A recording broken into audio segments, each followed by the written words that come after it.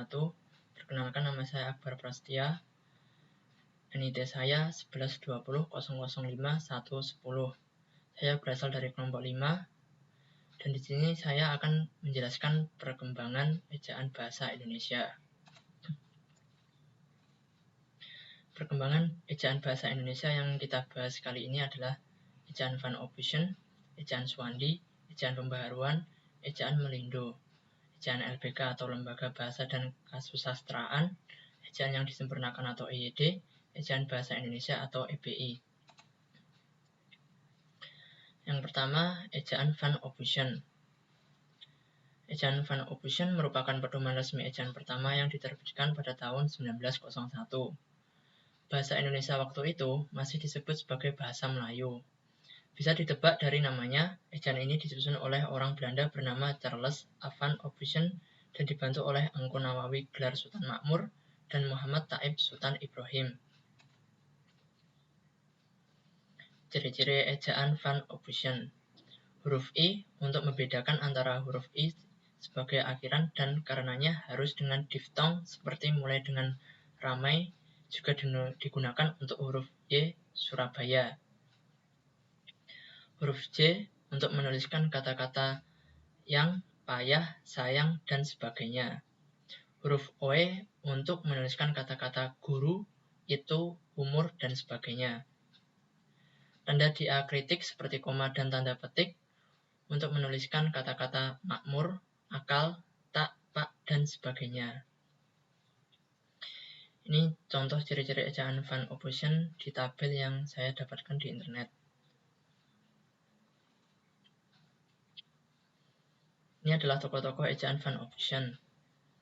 Charles Van Ophuijsen, Engku Nawawi gelar Sultan Makmur, dan Muhammad Taib Sultan Ibrahim yang gambarnya belum bisa saya dapatkan. Yang kedua adalah ejaan Swandi. Ejaan ini menggantikan ejaan Van Ophuijsen setelah diresmikan pada tanggal 19 Maret 1947 berdasarkan Surat Keputusan Menteri Pendidikan, Pengajaran, dan Kebudayaan Republik Indonesia nomor 264 bagian A. Penyusunnya adalah Mr. Raden Swandi yang waktu itu menjabat sebagai Menteri Pendidikan, Pengajaran, dan Kebudayaan. Ejaan ini dikenal juga sebagai ejaan Republik. Pembaharuan dari ejaan Swandi terletak dalam penggunaan diftong atau gabungan dua huruf vokal, OE yang digantikan menjadi huruf U dan dihapuskan tanda apostrof. Tanda apostrof ini diganti menjadi huruf K atau tidak dituliskan sama sekali. Ciri-ciri ejaan Swandi, huruf OE diganti dengan U pada kata-kata guru, itu, umur, dan sebagainya. Bunyi hamzah dan bunyi sentak ditulis dengan K pada kata-kata tak, pak, rakyat, dan sebagainya. Kata ulang boleh ditulis dengan angka 2, seperti kanak-kanak, berjalan-jalan, ke barat-baratan. Awalan di dan kata depan di kedua-keduanya ditulis serangkai dengan kata yang mendampinginya. Ini adalah contoh iklan zaman dahulu yang menggunakan ejaan Swandi. Ini dia Profesor Insinyur Raden Swandi Noto Kusumo. Lahir pada tanggal 25 Oktober 1904, Menteri Pengajaran, Pendidikan, dan Kebudayaan Indonesia pada tahun 1955 hingga tahun 1956 pada Kabinet Burhanuddin Harahap. Yang ketiga, ejaan pembaharuan. Melalui Kongres Bahasa Indonesia II di Medan tahun 1954, Profesor M. Yamin menyarankan agar ejaan Swandi disempurnakan. Pembaharuan yang disarankan panitia yang diketuai Prijono dan E. Katopo antara lain membuat standar satu fonem, satu huruf, dan diftong AI, AU, dan OI dieja menjadi AY, AW, dan OY. Selain itu, tanda hubung juga tidak digunakan dalam kata berulang yang memiliki makna tunggal seperti kupu-kupu dan alun-alun. Namun, hasil kerja panitia itu tidak pernah diumumkan secara resmi sehingga ejaan itu pun belum pernah diberlakukan. Ciri-ciri ejaan pembaharuan.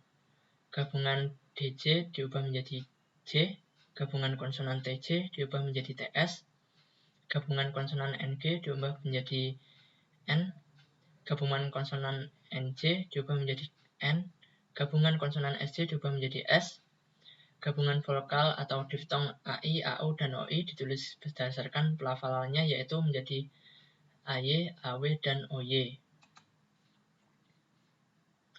Tokoh-tokoh ejaan pembaharuan: Profesor Prijono, Elvianus Katopo.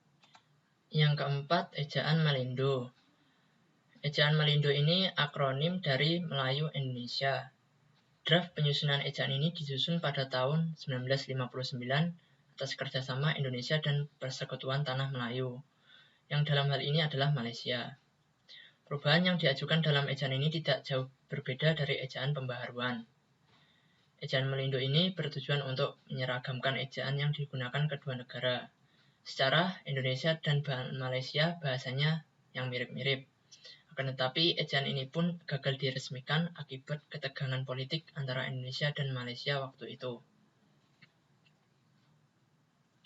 Ciri-ciri ejaan Malindo: gabungan konsonan TJ seperti pada kata cinta diganti dengan C menjadi cinta. Juga gabungan konsonan NC seperti nyonya diganti dengan huruf NC yang sama sekali masih baru. Ini dia Persekutuan Tanah Melayu. Persekutuan 11 negeri di Tanah Melayu dibentuk pada tanggal 31 Januari 1948 oleh 9 negeri dan 2 penempatan British, Pulau Pinang dan Malaka. Yang kelima, ejaan LBK atau Lembaga Bahasa dan Kesusastraan. Ejaan baru atau ejaan LBK adalah ejaan bahasa Indonesia yang dikeluarkan pada tahun 1967. Ejaan ini adalah kelanjutan dari ejaan Malindo. Anggota pelaksananya pun dari panitia LBK juga beranggotakan panitia dari Malaysia. Ejaan ini tidak memiliki banyak perbedaan dengan EYD kecuali pada perincian-perincian kaidahnya saja. Gabungan panitia yang diketuai oleh Anton M. Mulino saat itu berhasil merumuskan suatu konsep ejaan yang kemudian diberi nama ejaan baru. Ejaan ini diresmikan oleh Menteri Pendidikan dan Kebudayaan, Sarino Mangun Pranoto, dengan Surat Kerja Menteri Pendidikan dan Kebudayaan nomor 062/67, tanggal 19 September 1967. Ciri-ciri ejaan baru: huruf TJ diganti C, J diganti Y, NJ diganti NY, SJ menjadi SY, dan CH menjadi KH. Huruf asing Z, Y, dan F disahkan menjadi ejaan bahasa Indonesia. Hal ini disebabkan pemakaian yang sangat produktif. Huruf E tidak dibedakan pepet atau bukan. Alasannya tidak banyak kata yang berpasangan dengan variasi huruf E yang menimbulkan salah pengertian. Tokoh-tokoh ejaan baru: Profesor Dr. Anton Modardo Mulino, Sarino Mangun Pranoto. Yang keenam, ejaan yang disempurnakan atau EYD. Ejaan ini diresmikan pada tanggal 17 Agustus 1972 berdasarkan Keputusan Presiden nomor 57 tahun 1972 oleh Presiden Republik Indonesia Soeharto untuk menggantikan ejaan Republik atau ejaan Suwandi. Departemen Pendidikan dan Kebudayaan menyebarkan buku kecil yang berjudul Pedoman Ejaan Bahasa Indonesia yang Disempurnakan sebagai patokan pemakaian ejaan itu. Panitia Pengembangan Bahasa Indonesia, Departemen Pendidikan dan Kebudayaan yang dibentuk oleh Menteri Pendidikan dan Kebudayaan dengan surat keputusannya tanggal 12 Oktober 1972 nomor 156/P/1972 menyusun buku pedoman umum yang berisi pemaparan kaidah ejaan yang lebih luas. Pada tahun 1988, Pedoman Umum Ejaan yang Disempurnakan atau PUEYD edisi kedua diterbitkan berdasarkan Keputusan Menteri Pendidikan dan Kebudayaan Republik Indonesia nomor 0543A/U/1987 pada tanggal 9 September 1987. Setelah itu, edisi ketiga diterbitkan pada tahun 2009 berdasarkan Peraturan Menteri Pendidikan Nasional Nomor 46. Perubahan yang terjadi pada ejaan bahasa Indonesia. Ejaan ini berlaku sejak tahun 1972 sampai 2015. Di antara deretan ejaan di atas, ejaan yang disempurnakan ini yang paling awet. Ejaan ini mengatur secara lengkap tentang kaidah penulisan bahasa Indonesia, antara lain tentang unsur bahasa, serapan, tanda baca, pemakaian kata, pelafalan huruf E, penggunaan huruf kapital, dan penggunaan cetak miring. Selain itu, huruf F, V, H, X, dan Z yang kental dengan unsur bahasa asing resmi menjadi bagian bahasa Indonesia. Ini adalah tabel perubahan ejaan bahasa Indonesia yang saya dapat.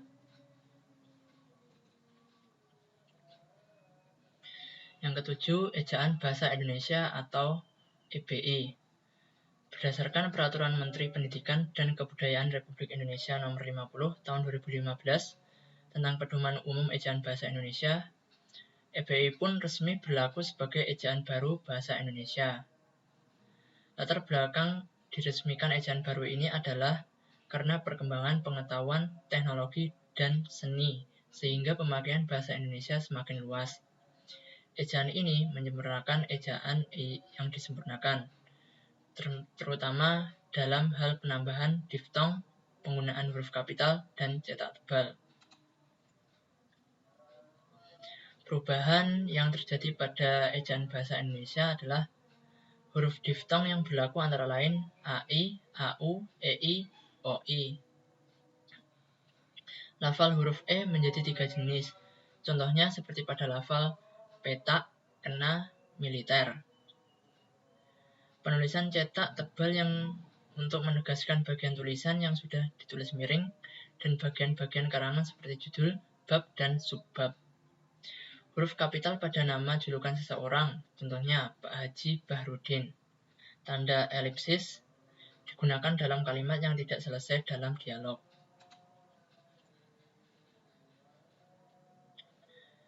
Ini adalah PUBI daring versi web ramah gawe dari Pedoman Umum Ejaan Bahasa Indonesia Permendikbud 50/2015. Isi PUBI daring diperkaya dengan beberapa catatan tambahan yang belum dinyatakan atau dinyatakan secara implisit pada dokumen asli Permendikbud 50/2015. Sekian dari saya, semoga bermanfaat. Terima kasih. Wassalamualaikum warahmatullahi wabarakatuh.